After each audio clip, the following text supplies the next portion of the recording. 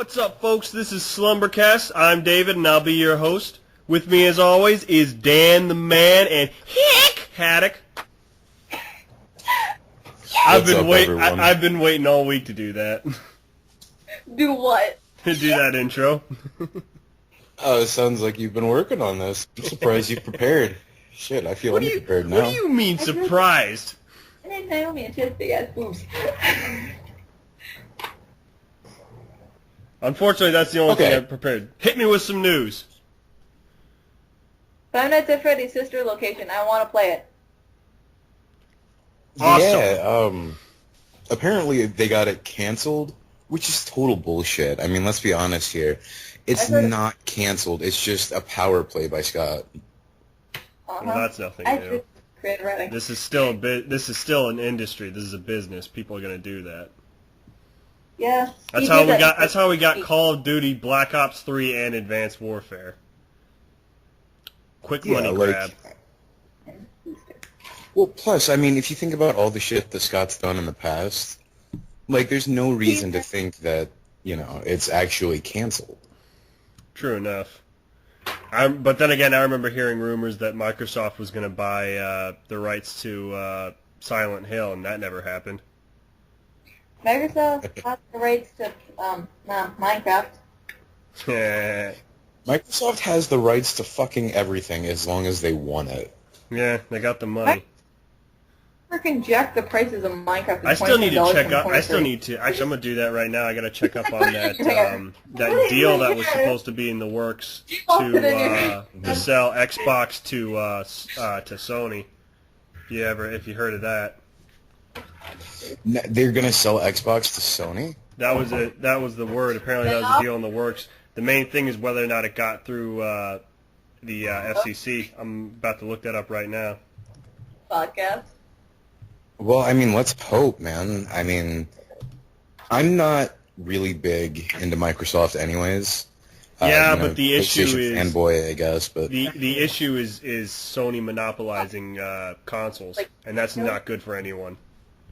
Yeah, but Sony wouldn't monopolize consoles because they still have Nintendo and Valve's. Nintendo's really not much of a competitor, though. It's really not, and the Nintendo Wii is dying. I'm sorry, but it is. The Wii is dying, the Wii U is dying, but they're bringing out the NX soon enough. Not to mention they have that new, like, mini NES that they're going to be releasing soon. True. Which I'm totally getting, by the way. $60? Are you fucking kidding me?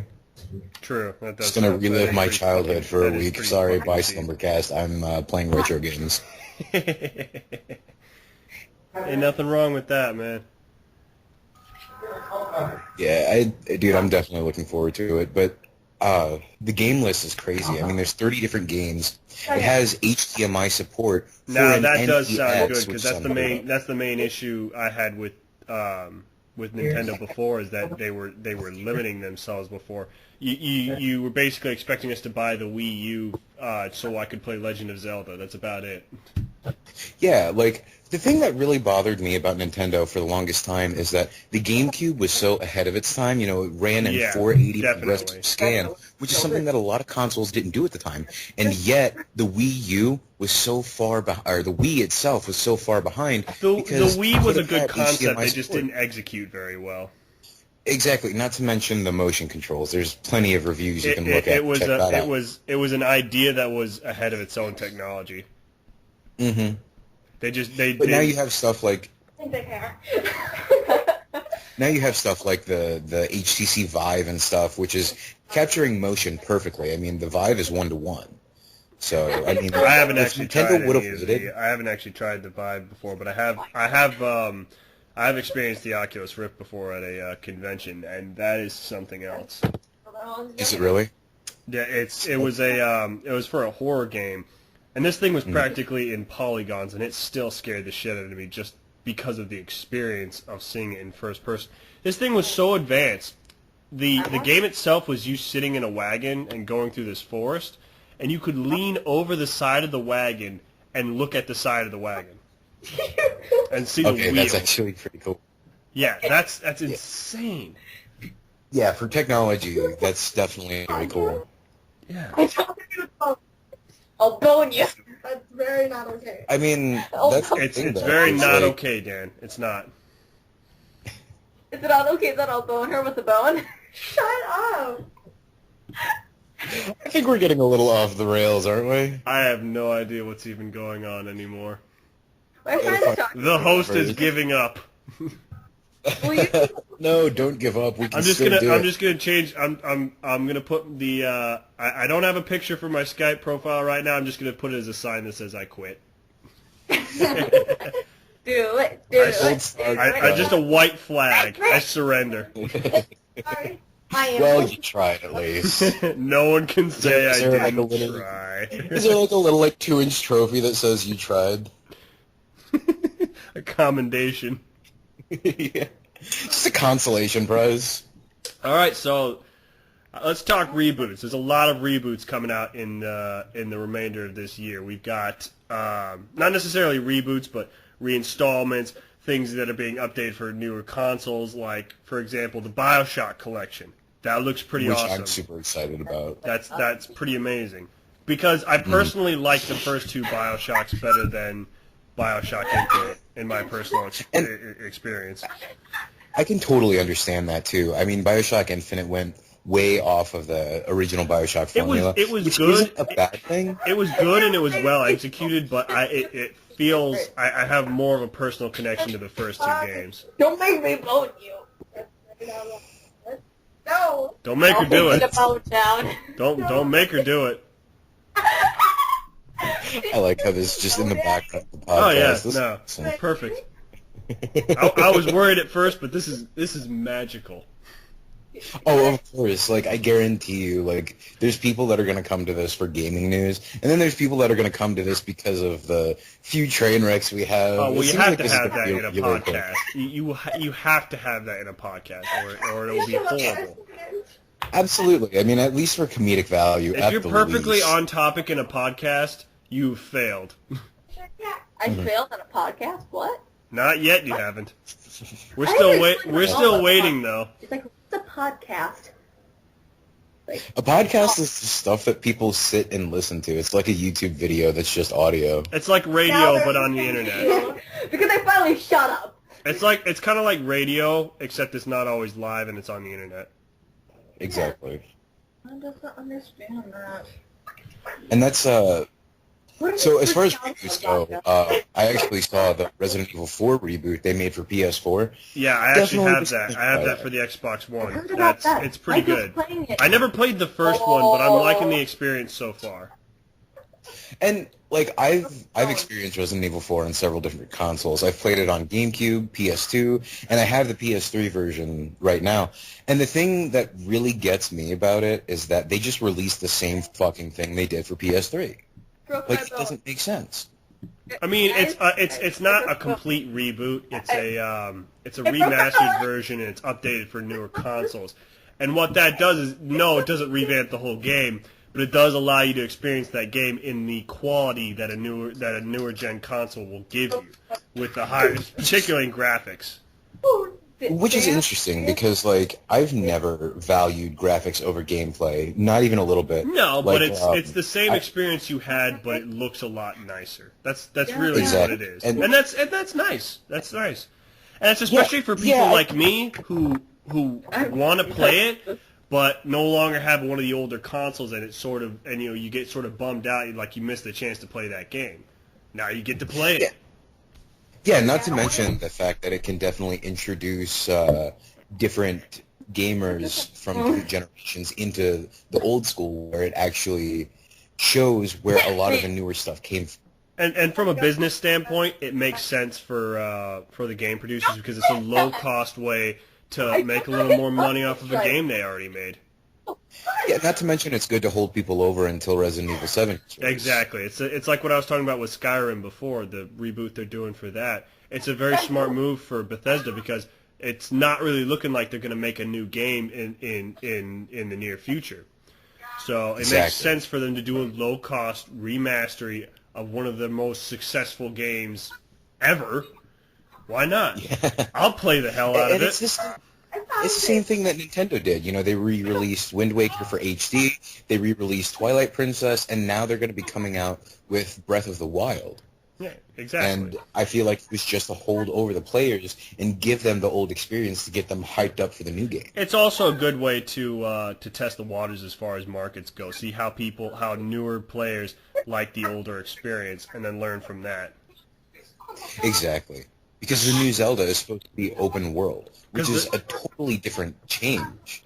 Not necessarily. Twilight Princess was very close to an open world game. It had a lot of the same aspects of an open world game, and so did Ocarina of Time. They were a breath away from an open world game. Shit. Yeah, that's true. I mean, it's definitely something I'm excited for, but I don't think it's going to live up to all the hype people are making out of it. Well, it never lives up to the hype. Zelda doesn't mean anything. Hype is games, movies, anime. They never truly live up to hype because we get these expectations in our head and we push them and we push them and we push them, and it's not possible for them to live up to that. Exactly. Most people look in Sword Art Online, and I fucking hate Sword Art Online. Yeah, that's exactly it. Yes. It's why the dub for Clanad failed miserably, because no matter how well they did it. Guys. I broke my bone. Did you break your bone? I broke my bone. She broke her bone. She broke her bone. Oh shit. I don't know how, but I was beating it against my leg, and it broke. These are opening up all kinds of questions on this episode, or what? I'm just gonna leave it up to Reverie to decide what's gonna stay here. Yeah, Reverie, if you're listening to this, sorry. I'm so sorry. I failed you. You trusted me, man. More like I failed them. Fucking hell!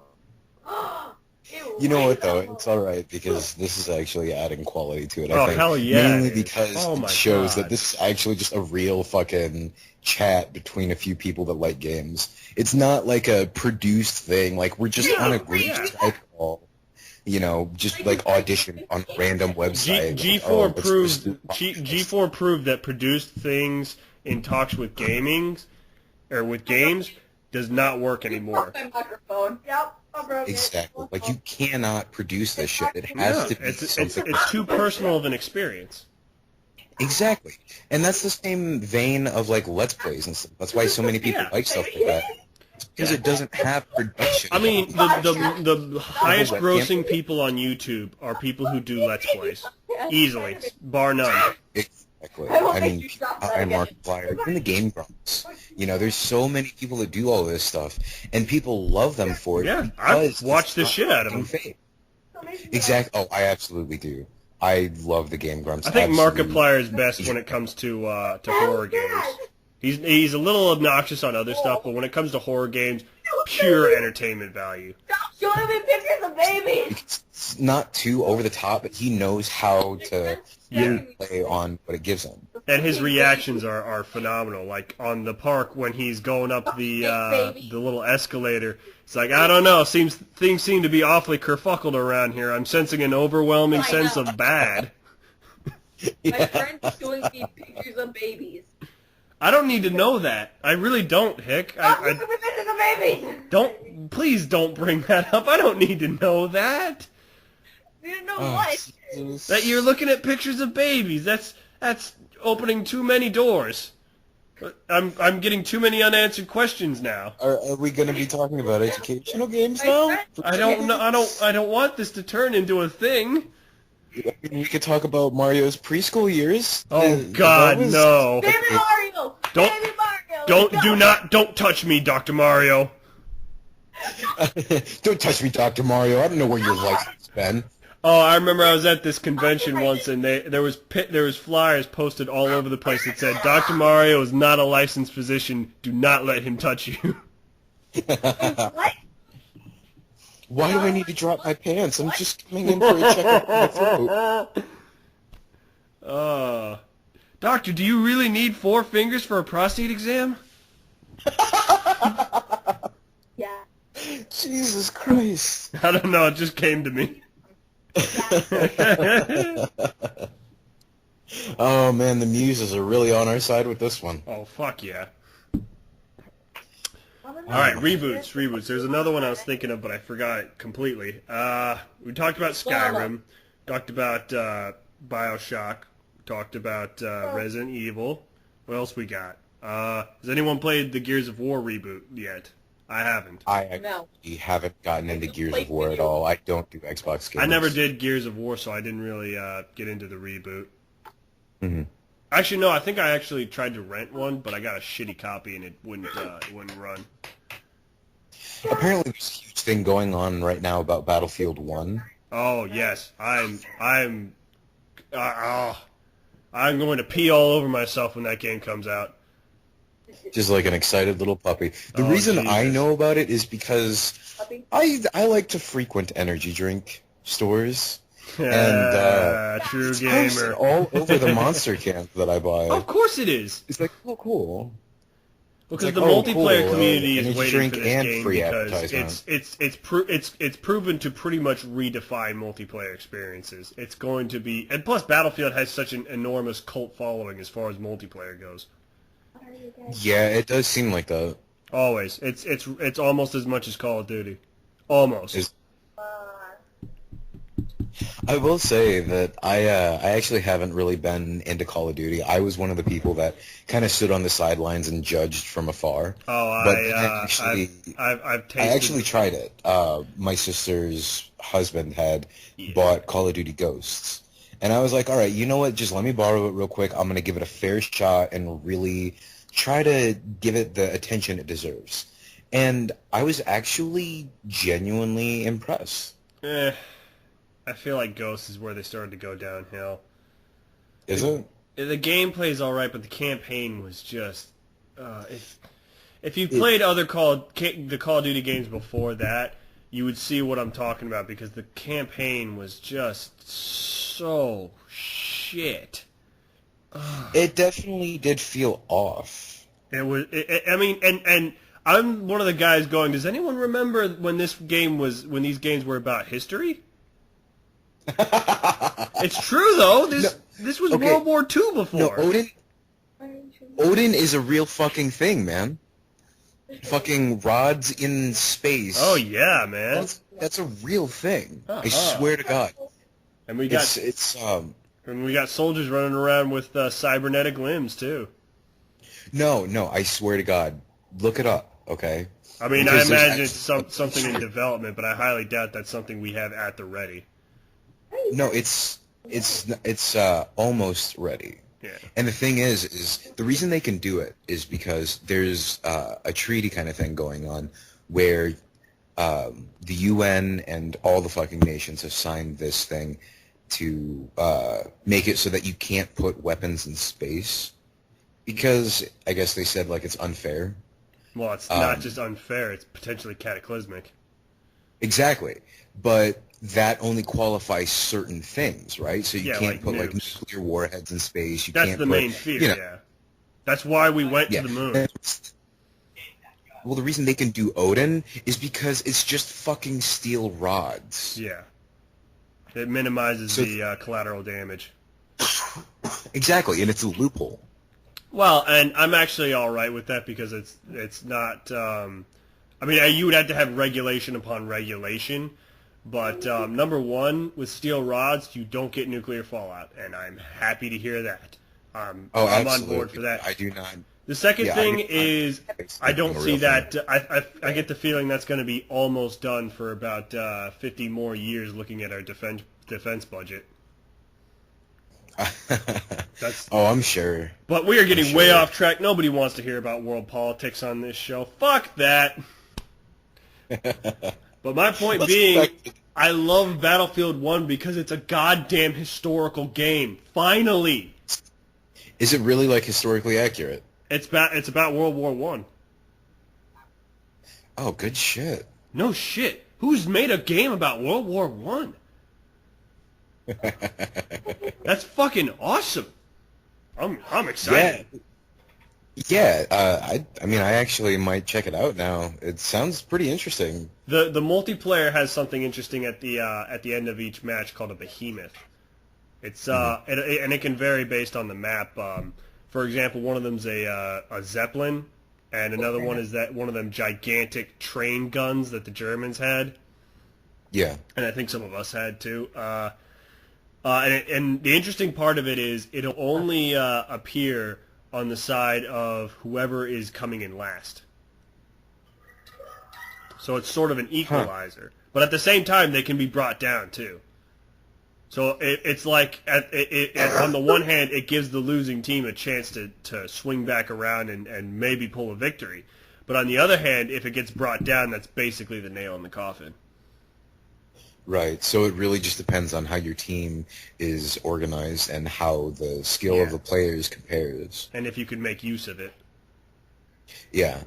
See, I like that. I like that because it's actual game mechanics rather than just, oh, let's just put a bunch of people on a map with guns. Have fun. Yeah. And I'm excited to see if they have a decent campaign, considering this is one of the only historical games to come out in years, aside from like Assassin's Creed. It does seem like that, yeah. So I'm okay, yeah. You definitely got me excited for it. Yeah, I mean, I miss World at War. That was one of my favorite Call of Duty games ever. That and Black Ops 1. World at War was was their last World War II game, and Black Ops 1 took place during the Cold War, during like Vietnam and such. Right. And I had actually played one of the historical Call of Duty games. It was Roads to Victory, I believe. I think I might have heard of that one, yeah. Yeah, it's for PSP. I got it free because of buying Black Ops Declassified for the Vita. So I was like, you know what, fuck it. I got a free game, I'm going to try it. And I was pleasantly surprised. Yeah, Call of Duty used to make really fucking good games. They know what they're doing. Yeah. The problem is they sell out so often. That's the issue. It's not that they don't know how to make good games. It's that they sell out. They let here again we get the dude bros trying to control the goddamn multiplayer games, which is the fucking 12-year-old kids that have no parental supervision whatsoever. That or the guys who are basically like frat boys without the college education. Come at me, bro. Come at me, scrub lord. I'm ripped. I got my Mountain Dew, my Doritos right here. I'm ready for MLG. war. The MLG. Go. The MLGs annoy me, but I feel like they have less. They affect the gaming market a lot less because the only thing they ever really demand is a functional game. Yeah, that's true. They only annoy me because I have an issue with someone who takes a game that seriously. At the end of the day, as amazing as they can be, they are games. Yeah, exactly. And there's no reason to turn it into a job. I mean, I can understand if you're like trying to get a world record or, I mean, if you can make a shit ton of money off it, that's one thing. But to do it based on the principle of it, you're going too far. This is for fun. Yeah, like it's not meant to be this huge fucking war between gamers. It's meant to be fun. Yeah, it's the same way I see sports fans a lot the same way, like football fans going absolutely insane over things, literally throwing riots when their team wins. Yeah, and that pisses me off. It's like, no, game. Okay, you're not even fucking playing it. What is wrong with you? You're watching a bunch of gigantic men throw a pigskin back and forth. It's not worth people's livelihoods here. Exactly. It doesn't make sense. You did not need to burn down that guy's car. It did look pretty in the night sky, though, to be fair. Oh, God. See, that's the embarrassing part is you got riots like you've got for us white people, you got riots like Ferguson and Baltimore, and then you got white people rioting over the Raiders game. I'm like, oh, God. Oh, you just got to be so happy about the human race. No shit, right?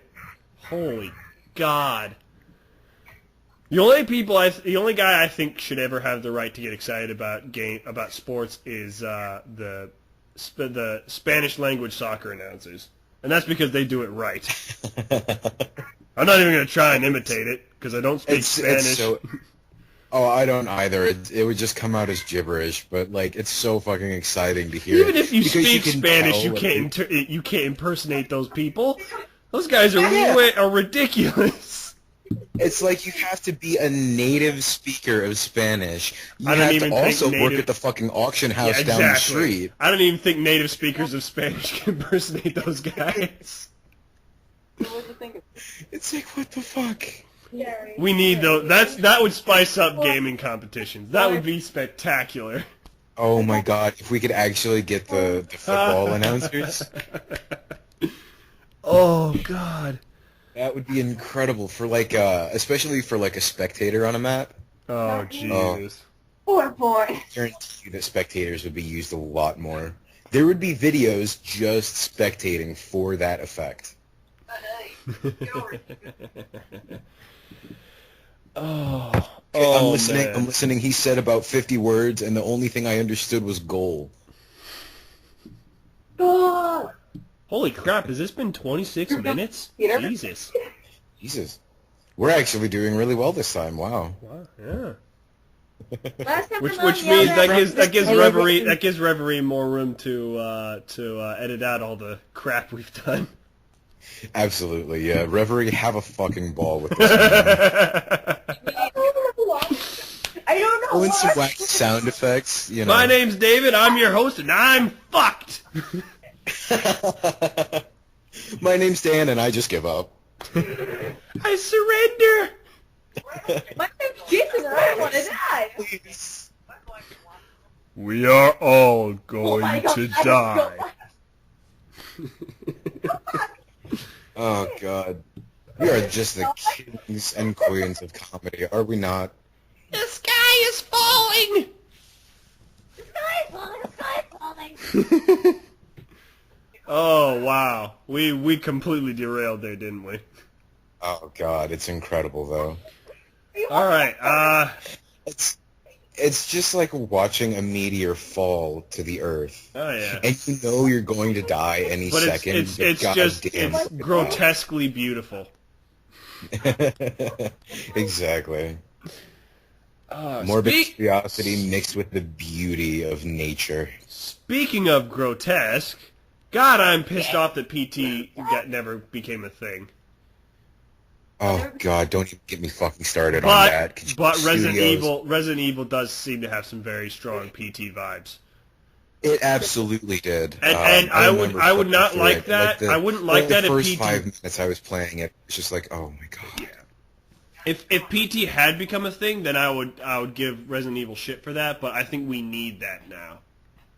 Absolutely, we need a good horror game because they've just been so fucking cliche. And it's like you have the indie market where it's just the same game over and over and over, and then you have the modern market where they're trying new things, but it's so over the top that it's not scary. Honestly, I really wasn't scared for very long in Alien Isolation, and maybe I didn't play it long enough, but after a while it just became more frustrating than scary.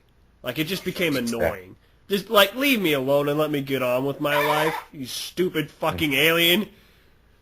Yeah, exactly. You know, indie games versus AAA games. Indie games are all about the jump scares. AAA games are all about the big monsters. I don't think that's entirely fair. I think a lot of indie games do have extremely good atmosphere. Surprisingly, the best ones, in my opinion, as far as that goes, are the RPG Maker horror games.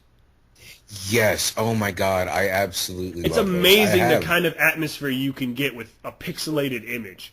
And I wasn't even playing it. I was watching Markiplier playing it, and I was shitting my pants. Yeah, like I remember playing Corpse Party. And me shitting my pants is not the norm, just so everyone knows. I'm going to set the record straight there. Cry's the only one that can ever play Corpse Party right. He's the fucking best at Corpse Party. I was disappointed in Markiplier because he got the old crappy version of Corpse Party. As soon as I saw it, I'm like, oh God, come on. Cry is the fucking best at Quick Friday. His fucking laugh during it is and I love it. I liked, what was it called? Misao. Misao was interesting. Oh, Misao was I love good. the quirky... Have you seen Blank Dream? Oh, I watched Markiplier play it halfway through, but he never finished it up, and I think, and a lot of people think the main reason is because of the issue with his friend. I don't want to go too much into detail with that because it seems a little uncouth. But yeah, gotcha. But I might have. I up to what I saw, I really liked it. I really liked this the sort of life and death balancing act they had there, and the sort of blasé notion of killing yourself to get out of a dream. Well, that's the thing. Like, Mark did finish it. He had like an hour and a half long episode about it. Oh, he did? Oh, I need to look that up. Yeah, I then. definitely recommend you look that up after this. I'm going to watch that immediately. You know, fuck the podcast. Let's just watch Markiplier. This is no longer Slumbercast. This is Slumberplier. Yes. Slumber, let's watch YouTube videos because fuck it. This is the boner cast now. So how's everyone's boners going? Are they bonering? My boner broke. Oh, no. Oh, God. Oh, just hearing that hurts me. That can actually happen. You know that, right? Oh, yeah, it can. It's called Viagra. No, like fucking, you can, like the... Oh, God, this is getting way out of hand. It involves it getting bent too far. And you have to don't actually get it say fixed. that. I don't want to hear that, man. Oh. Dude, bro. Don't overdose on the Viagra. People have died from that. That does sound horrible. Yeah. People have actually died from overdose on Viagra. How many did you take, man? 5? Like, what happened? Did it explode? That sounds like it. Oh my god. Oh, this is a wonderful conversation. One game. Maybe we should just cut it off. Like, we got a half hour going here. I feel like this is a decent length. Yeah. We talked about some good things. We've had some good train wrecks. So, all right. We'll see you next week, folks. This has been Slumbercast. Good night. Dan out.